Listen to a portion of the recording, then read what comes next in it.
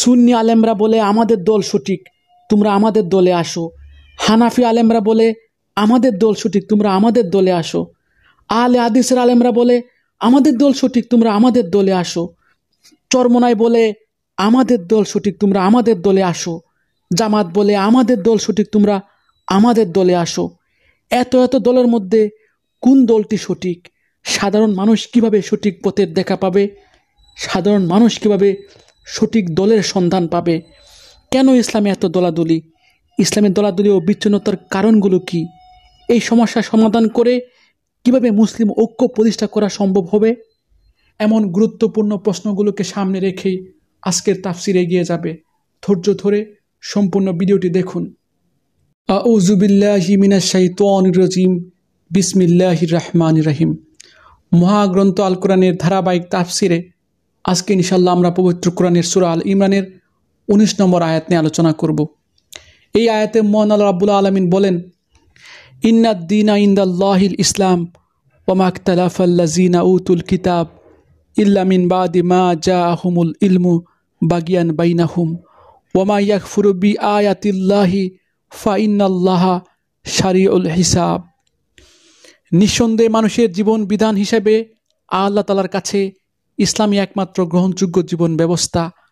যাদের আল্লাহর পক্ষ থেকে কিতাব আল কোরআন দেয়া হয়েছে, তারা এই জীবন বিধান থেকে বিচ্যুত হয়ে নিজেরা একে অপরের প্রতি বিদ্বেষ ও হিংসার বশবর্তী হয়ে বিভিন্ন দলে উপদলে বিভক্ত হয়ে মতানৈক্যে লিপ্ত হয়ে পড়ে। তাও আবার তাদের কাছে আল্লাহর পক্ষ থেকে সঠিক জ্ঞান আসার পরেও যে ব্যক্তি আল্লাহর বিধান অস্বীকার করে ইসলামে বিভিন্ন দলে উপদলে বিভক্ত হবে, তাদের জানা উচিত অবশ্যই আল্লাহ তাআলা দ্রুত হিসাব গ্রহণকারী। আলহামদুলিল্লাহ, চমৎকার একটি আয়াত। এই আয়াত আল্লাহ রাব্বুল আলামিন পরিষ্কার বলে দিয়েছেন তার কাছে একমাত্র জীবন ব্যবস্থার নাম ইসলাম, একমাত্র দলের নাম ইসলাম, একমাত্র ধর্মের নাম ইসলাম। এই বিষয়টি পরিষ্কার করতে আল্লাহ রাব্বুল আলামিন পবিত্র কোরআনে আরও ঘোষণা করেন, যে লোক ইসলাম ছাড়া অন্য কোনো ধর্ম, অন্য কোনো দল তালাশ করে কশ্চিন কালো তা গ্রহণ করা হবে না এবং সে আখিরাতে ক্ষতিগ্রস্ত হবে। তাছাড়া তোমরা সেসব লোকদের মতো হয়ো না যাদের কাছে স্পষ্ট প্রকাশ্য নিদর্শন আসার পরেও তারা বিভিন্ন দলে উপদলে বিভক্ত হয়ে পড়েছে এবং নানান ধরনের মতানৈক্য সৃষ্টি করেছে। তাদের জন্য রয়েছে কঠোর শাস্তি। হে ঈমানদারগণ, তোমরা কখনো মুশরিকদের দলভুক্ত হয়ো না যারা তাদের দিনকে টুকরো টুকরো করে দিয়েছে এবং নিজেরা নানা দলে বিভক্ত হয়ে গেছে। এদের প্রত্যেকটি দলই নিজেদের যা আছে তা নিয়েই মত্ত।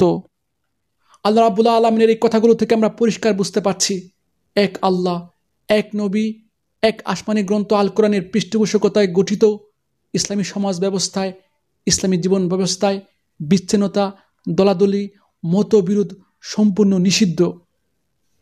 আপনি প্রশ্ন করতে পারেন, কেন ইসলামের দলাদলি, মতবিরোধ ও বিচ্ছিন্নতা নিষিদ্ধ? আসলে আল্লাহ রাব্বুল আলামিনের বান্দাদের একমাত্র কাজ হচ্ছে পৃথিবীর রাষ্ট্রগুলোর বুকে আল্লাহ রাব্বুল আলামিনের সংবিধান আল কোরআনকে পরিপূর্ণভাবে প্রতিষ্ঠা করা। এই ব্যাপারে আল্লাহ রাব্বুল আলামিন পবিত্র কোরআনের সূরা মায়েদার ৬৮ নম্বর আয়াতে বলেন, হে আসমানি গ্রন্থের অনুসারীগণ, তোমরা কিছুই নও, তোমরা নাথিং, তোমরা জিরো, যে পর্যন্ত না তোমরা মহাসংবিধান আল কোরআনকে পৃথিবীর বুকে পুরোপুরি প্রতিষ্ঠা করবে। এখন পবিত্র কোরআনকে পৃথিবীর বুকে সংবিধান হিসেবে প্রতিষ্ঠা করতে গেলে রাজনৈতিক, প্রশাসনিক, সামরিক ক্ষমতার পাশাপাশি বিপুল জনসমর্থন লাগবে। এই ক্ষমতা অর্জন করতে গেলে দলাদলি, মতবিরোধ, বিচ্ছিন্নতা সৃষ্টি করে ইসলামী ঐক্য বিনষ্ট করা যাবে না। ঐক্য বিনষ্ট করে দুর্বল হলে চলবে না। আমাদের মাথায় রাখতে হবে শয়তানের দল বড়, তাদের শক্তি, প্রভাব, প্রতিপত্তি, চক্রান্ত ভয়াবহ। তারা যদি দেখে মুসলিম জাতি দলাদলীয় মতবিরোধের মাধ্যমে বিচ্ছিন্ন হয়ে গেছে, দুর্বল হয়ে গেছে, তখন তারা চিরতরে মুসলমানদের শিকড় মুছে দেবার চেষ্টা করবে।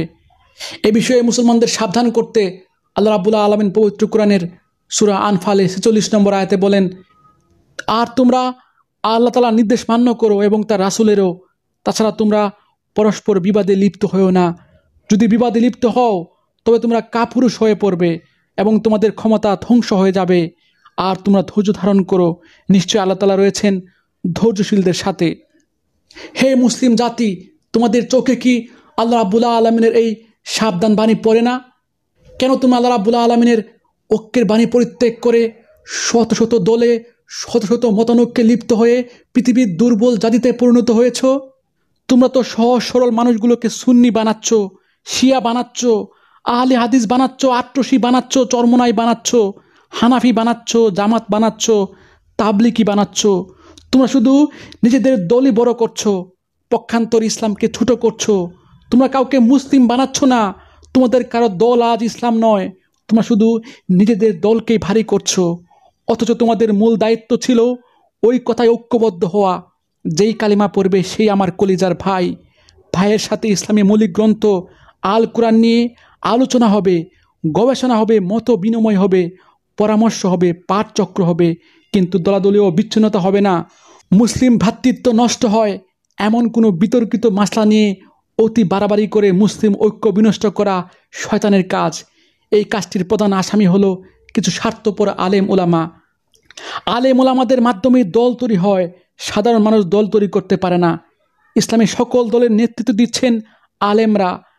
তাদের নিজস্ব মতবাদের কারণে দল তৈরি হয়।